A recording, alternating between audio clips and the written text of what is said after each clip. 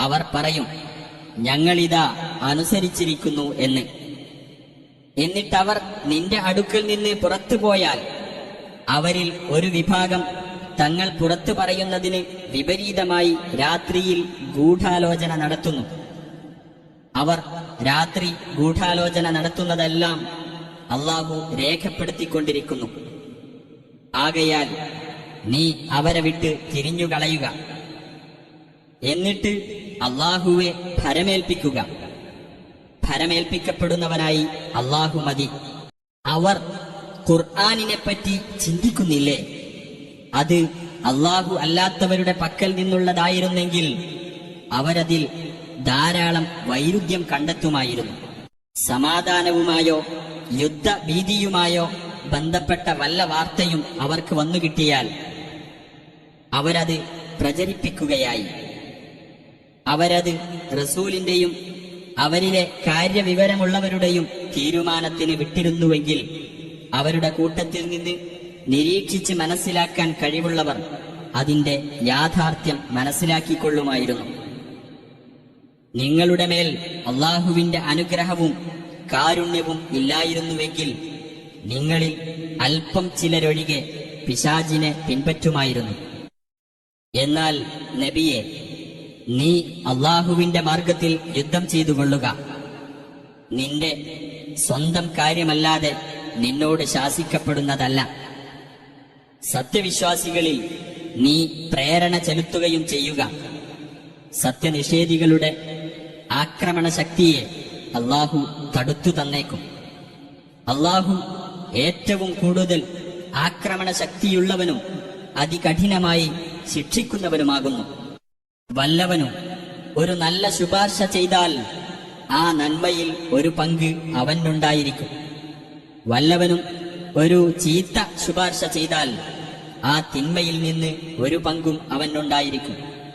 അള്ളാഹു എല്ലാ കാര്യങ്ങളുടെയും മേൽനോട്ടം വഹിക്കുന്നവനാകുന്നു.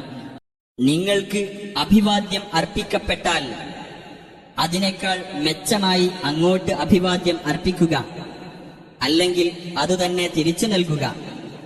തീർച്ചയായും അള്ളാഹു ഏതൊരു കാര്യത്തിന്റെയും കണക്ക് നോക്കുന്നവനാകുന്നു. അള്ളാഹു, അവനല്ലാതെ യാതൊരു ദൈവവുമില്ല.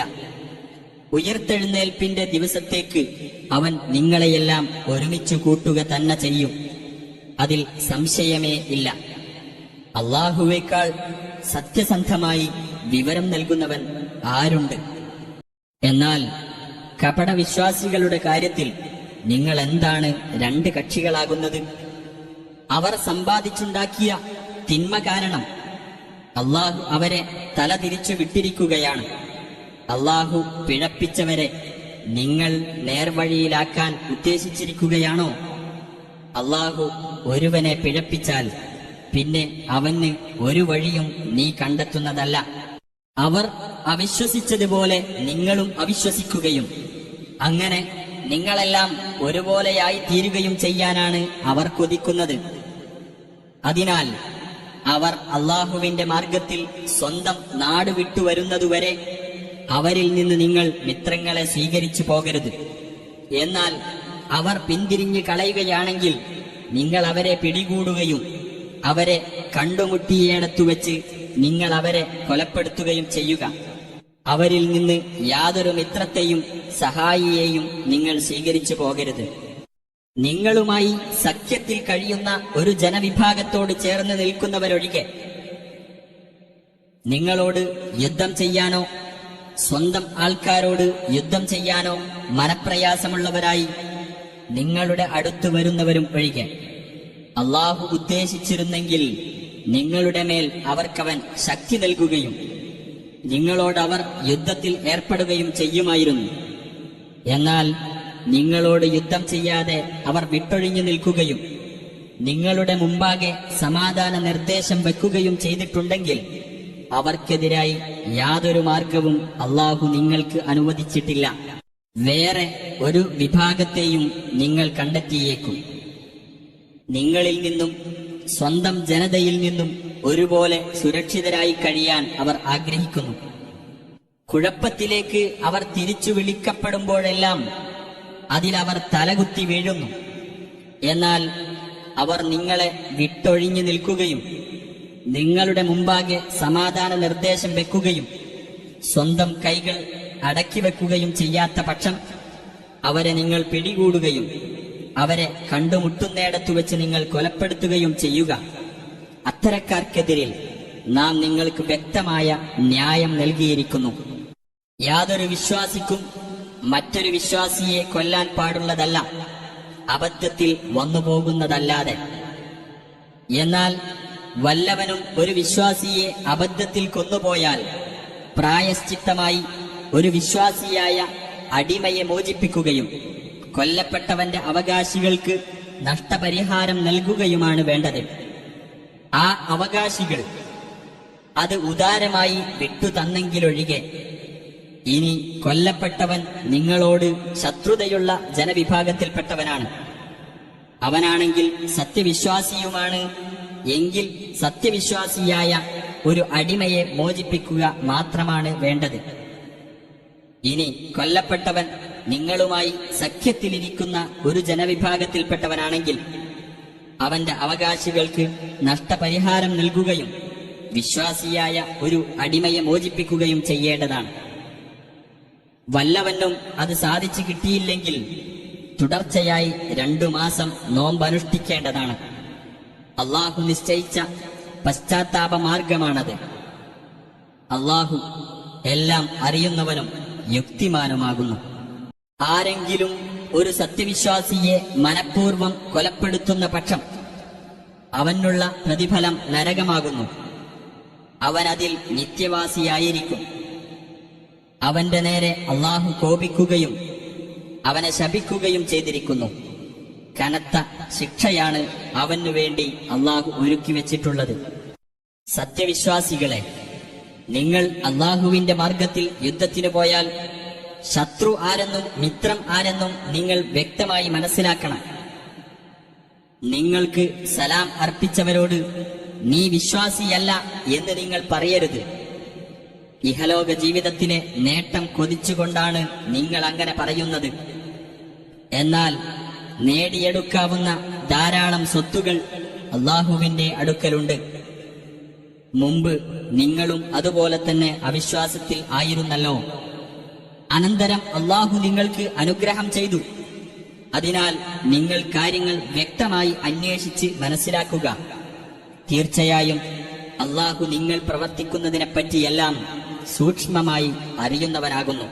ന്യായമായ വിഷമമില്ലാതെ യുദ്ധത്തിന് പോകാതെ ഒഴിഞ്ഞിരിക്കുന്ന വിശ്വാസികളും തങ്ങളുടെ ധനം കൊണ്ടും ദേഹം കൊണ്ടും അള്ളാഹുവിന്റെ മാർഗത്തിൽ സമരം ചെയ്യുന്നവരും തുല്യരാകുകയില്ല.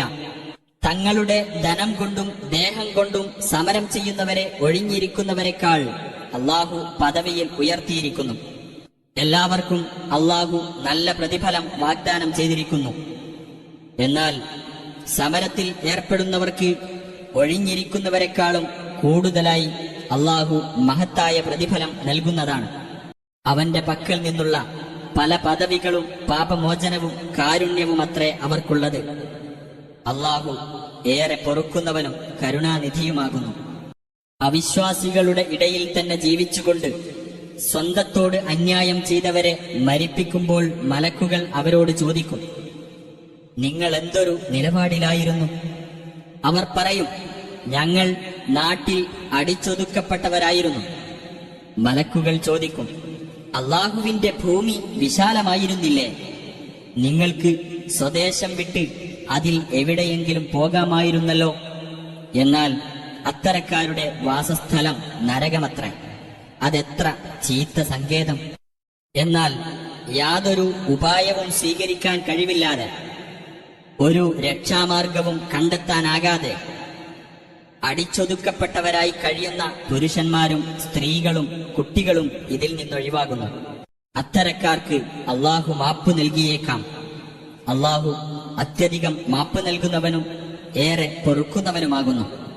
അള്ളാഹുവിന്റെ മാർഗത്തിൽ വല്ലവനും സ്വദേശം വെടിഞ്ഞു പോകുന്ന പക്ഷം ഭൂമിയിൽ ധാരാളം അഭയസ്ഥാനങ്ങളും ജീവിത വിശാലതയും അവൻ കണ്ടെത്തുന്നതാണ്.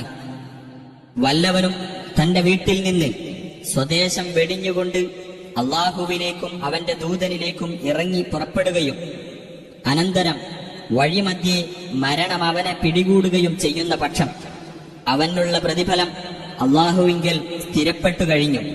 അള്ളാഹു ഏറെ പൊറുക്കുന്നവനും കരുണാനിധിയുമാകുന്നു.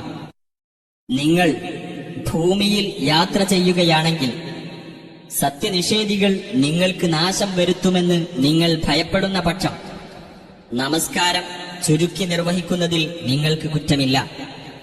തീർച്ചയായും സത്യനിഷേധികൾ നിങ്ങളുടെ പ്രത്യക്ഷ ശത്രുക്കളാകുന്നു. നബിയെ, നീ അവരുടെ കൂട്ടത്തിൽ ഉണ്ടായിരിക്കുകയും അവർക്ക് നേതൃത്വം നൽകിക്കൊണ്ട് നമസ്കാരം നിർവഹിക്കുകയുമാണെങ്കിൽ അവരിൽ ഒരു വിഭാഗം നിന്റെ കൂടെ നിൽക്കട്ടെ. അവർ അവരുടെ ആയുധങ്ങൾ എടുക്കുകയും ചെയ്യട്ടെ.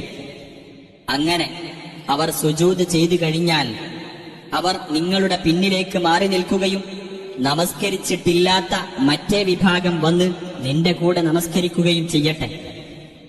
അവർ ജാഗ്രത കൈക്കൊള്ളുകയും തങ്ങളുടെ ആയുധങ്ങൾ എടുക്കുകയും ചെയ്യേണ്ടതാണ്.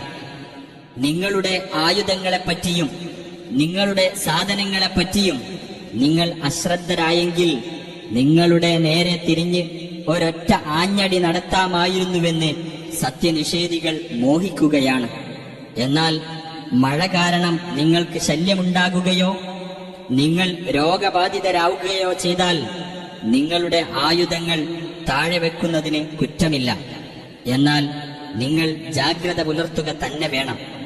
തീർച്ചയായും അള്ളാഹു സത്യനിഷേധികൾക്ക് അപമാനകരമായ ശിക്ഷ ഒരുക്കി വച്ചിട്ടുണ്ട്.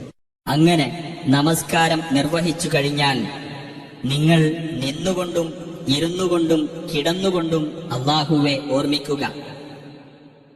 സമാധാനാവസ്ഥയിലായാൽ നിങ്ങൾ നമസ്കാരം മുറപ്രകാരം തന്നെ നിർവഹിക്കുക. തീർച്ചയായും നമസ്കാരം സത്യവിശ്വാസികൾക്ക് സമയം നിർണയിക്കപ്പെട്ട ഒരു നിർബന്ധ ബാധ്യതയാകുന്നു. ശത്രു ജനതയെ തേടിപ്പിടിക്കുന്ന കാര്യത്തിൽ നിങ്ങൾ ദൗർബല്യം കാണിക്കരുത്. നിങ്ങൾ വേദന അനുഭവിക്കുന്നുണ്ടെങ്കിൽ നിങ്ങൾ വേദന അനുഭവിക്കുന്നത് പോലെ തന്നെ അവരും വേദന അനുഭവിക്കുന്നുണ്ട്. നിങ്ങളാകട്ടെ അവർക്ക് പ്രതീക്ഷിക്കാനില്ലാത്ത അനുഗ്രഹം അള്ളാഹുവിങ്കിൽ നിന്ന് പ്രതീക്ഷിക്കുന്നുമുണ്ട്. അള്ളാഹു അറിവുള്ളവനും യുക്തിയുള്ളവനുമാകുന്നു.